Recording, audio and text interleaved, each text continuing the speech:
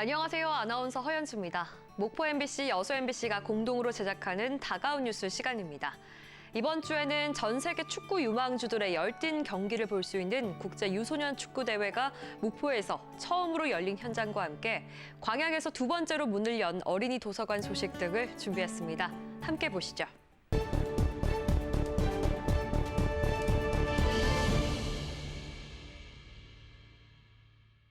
작은 몸짓이지만 공을 향한 눈빛은 어느 프로 선수 못지 않습니다.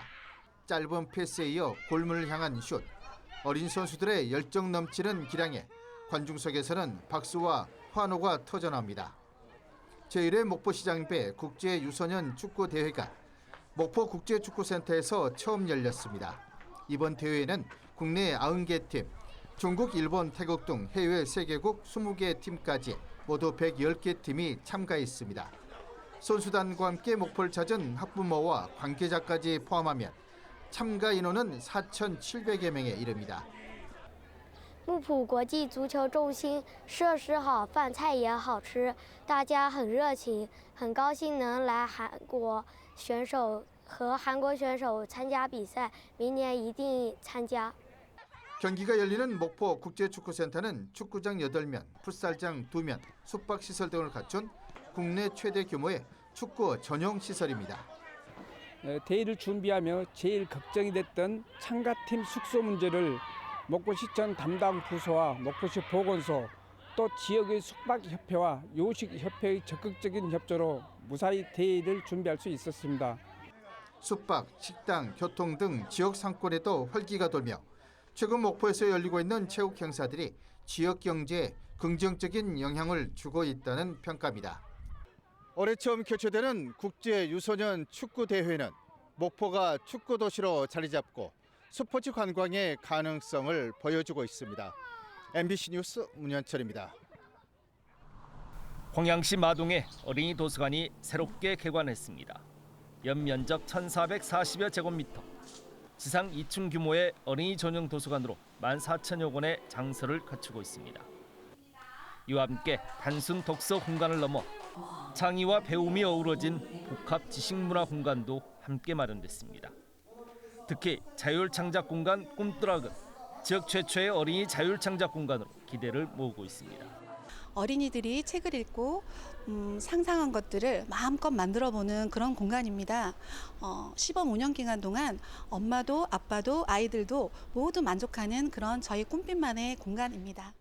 지난달 20여일 동안의 시범 운영 기간 동안 하루 평균 이용객 수만 300여 명이 넘으면서 호응도 큽니다.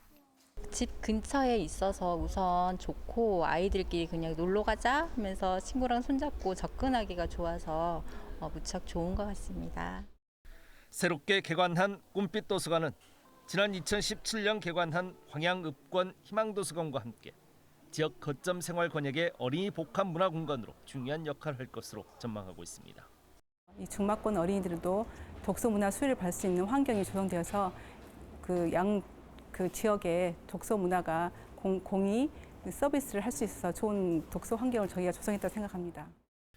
지난해 한 해 동안 광양시관 내 6곳의 시립도서관 이용객 수는 모두 40여만 명입니다. 지난 2021년 21만여 명이었던 것에 비해 19만여 명이 늘었습니다. 관내 작은 도서관 37곳의 일일 평균 이용객 수도 지난해 13,700여 명으로 3년 전에 비해 5,500여 명이 증가했습니다. 지역의 독서 인구가 계속 증가하는 추세 속에서 광양 꿈빛 도서관은 공공도서관, 작은 도서관들과 함께 책 읽는 도시 분위기 확장에 긍정적 영향력을 미칠 수 있을 것으로 전망됩니다. MBC 뉴스 김주입니다. 일주일에 한 번 아이들에게 그림책을 읽어주는 재능 기부를 하고 있는 미정 씨. 서점에서 그림책을 보던 미정 씨가 들고 있던 책을 곧바로 대출합니다. 도서관이 아닌 서점에서 책을 대출하고 반납할 수 있는 서점 바로 대출 서비스 덕분입니다. 아이들을 그림책을 많이 읽어줘요. 그래서 오늘 또 그림책을 오늘 반납과 대출을 하러 왔습니다. 도서관에 없는 책을 도서관 홈페이지에서 신청하면 서점에서 새 책을 준비해 줍니다. 이용자는 서점에서 책을 빌리고 반납도 서점에 하면 됩니다. 읽고 싶은 책을 깨끗하고 새 책으로 볼 수 있다는 점이 가장 큰 장점인 것 같고요. 또 우선 가깝게 있다 보니까 서점 바로대출 서비스 이용자는 이곳에 있는 책을 한 달에 3권 15일 동안 빌릴 수 있습니다. 반납된 책들은 도서관 책으로 등록돼 더 많은 이들이 함께 볼 수 있습니다.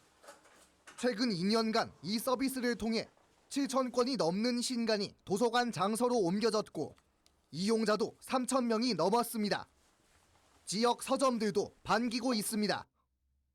저희가 1년 예산이 5,500만 원 정도 지금 서점 바로대출 서비스에 할애를 하고 있고 그 예산이 매달 정기적으로 이제 서점에서는 수익을 이제 가져갈 수 있기 때문에 지역 주민의 독서 편의를 제공하고 도서관과 지역 서점 간 상생 협력으로 동네 서점을 살리고 지역 경제 활성화에도 도움이 될 것으로 기대됩니다.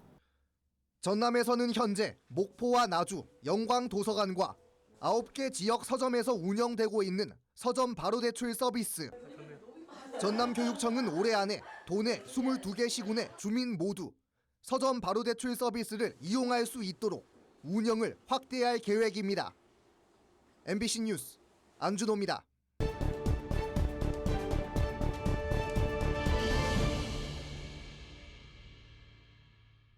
희생자 304명이 발생한 세월호 참사 당시 유가족들이 애타게 원한 것은 신속한 시신 수습이었습니다.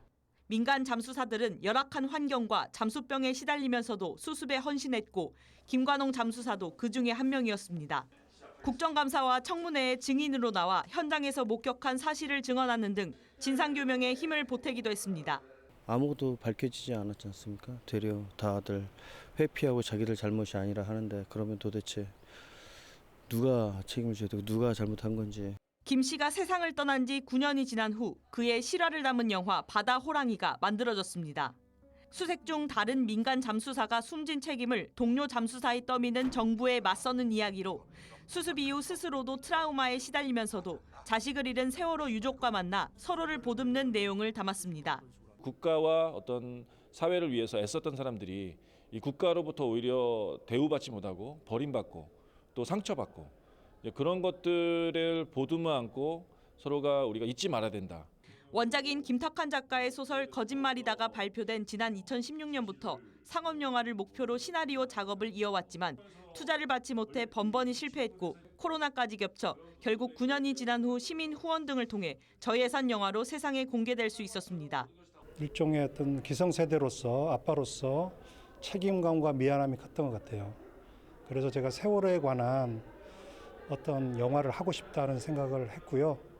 특히 이재명 대통령이 세월호 참사 등 사회적 참사의 진상을 규명하고 안전사회를 건설하겠다고 약속한 시기에 개봉하게 돼 시민들 관심도 더욱 커지고 있습니다. 피해자와 피해자가 서로를 보듬어주는 부분이 조금 인상 깊었고 모두 많이 보셔가지고 이 감정을 느끼셨으면 좋겠어요, 다들. 참사 해역이 보이는 동거차도에서 진상 규명을 위한 청문회와 투쟁의 거리에서 아픈 유족들의 곁을 꿋꿋이 지키고도 정작 스스로는 너무 일찍 세상을 떠나버린 고 김관홍 잠수사. 고 김관홍 씨 실화를 담은 영화 바다호랑이는 오는 25일 개봉할 예정입니다. MBC 뉴스 김규입니다. 이순신 장군이 조선 수군 전라자수영 본영으로 사용한 진남관. 남도 호국 역사의 성지는 10년에 걸친 해체 보수를 거쳐 최근 문을 열었습니다. 세월의 풍파와 일제의 훼손으로 건물이 뒤틀렸고 집안이 내려앉았습니다. 지난 2015년 말 전체 해체에 들어가 일제강점기 빼낸 기둥 2개를 다시 세웠고 전통 방식으로 지붕을 교체했습니다. 옅어진 단청도 생명력을 되찾았습니다. 기울어진 기둥과 휘어진 처마를 바로잡으면서 진남관의 더 웅장한 모습을 느낄 수 있습니다. 오전 10시 사이렌이 울려 퍼집니다. 현충일 연휴를 맞아 전국에서 발길이 이어졌습니다.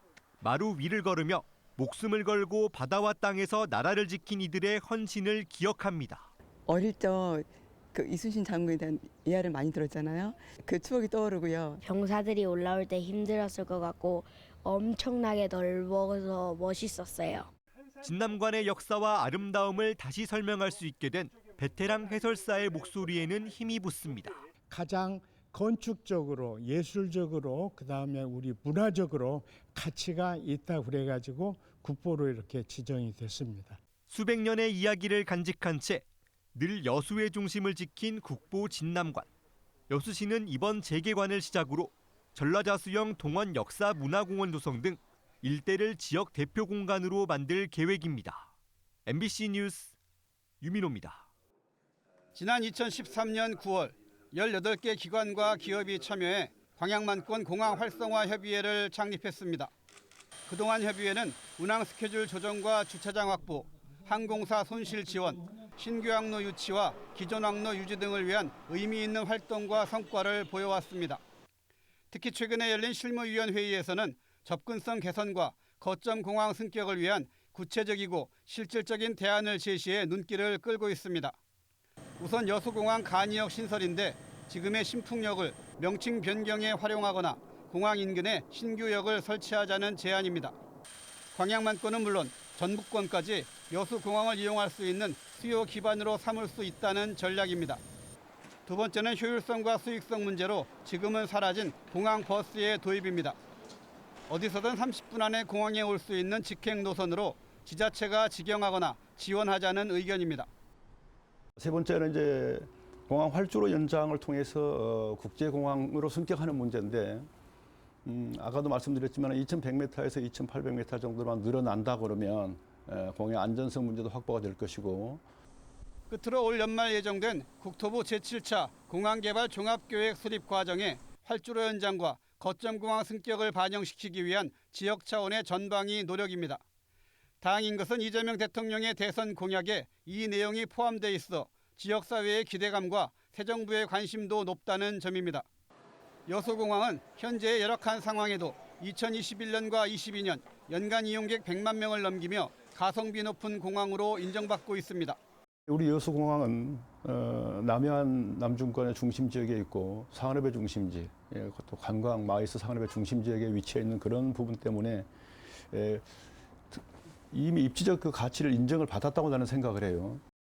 여수공항의 활성화는 특히 산업 위기 지역에서 벗어날 활로 개척은 물론 지역 소멸 위기 극복과 국토 균형 발전의 전환점이 될 수 있습니다. 여수공항 활성화라는 해묵은 과제가 지역사회의 계속된 노력과 이재명 정부의 출범으로 새로운 돌파구를 찾을 수 있을지 주목됩니다. MBC 뉴스 최우식입니다.